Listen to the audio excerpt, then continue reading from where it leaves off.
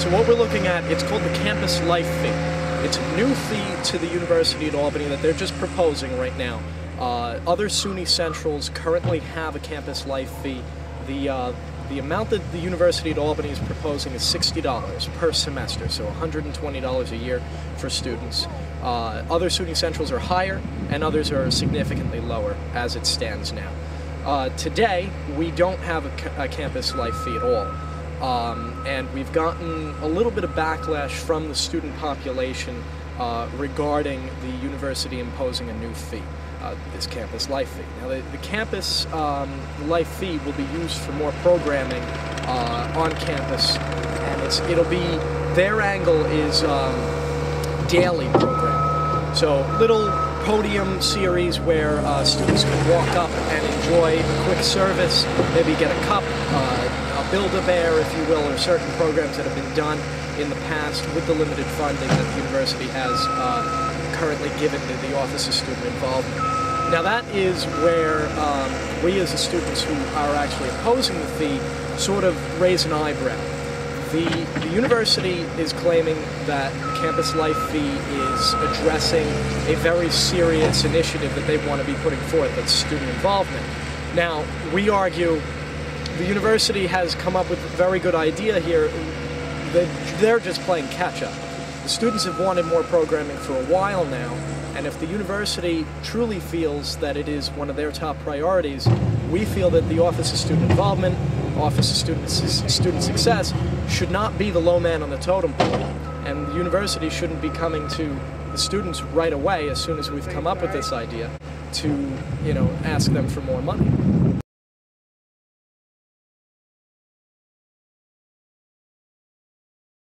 Well, as it stands now, you got to draw a line when it comes to programming on this campus, because what we have also is the student activity fee.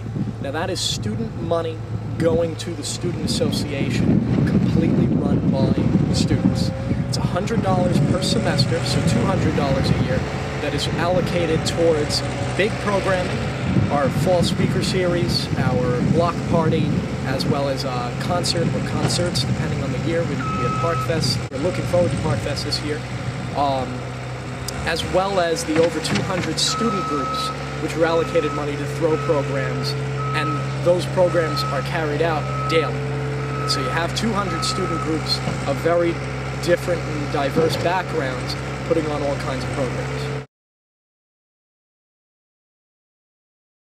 Well, here specifically at the University at Albany, the students have come here because it's more bang for their buck.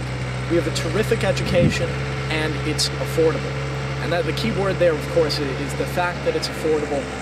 Students have the luxury of being able to enjoy a good education and not have to go broke doing it.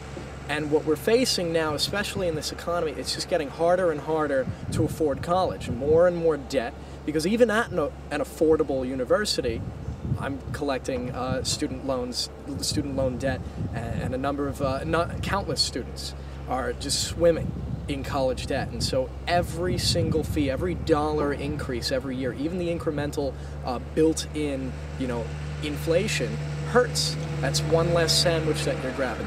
And at $60 per semester, and now we can really compare it to very significant billings that you're not able to pull off that you were able to last year.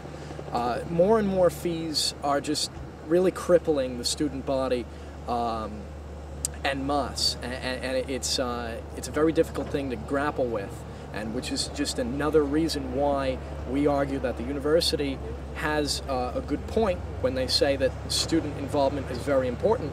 We say start tightening the belt elsewhere and prove that to us.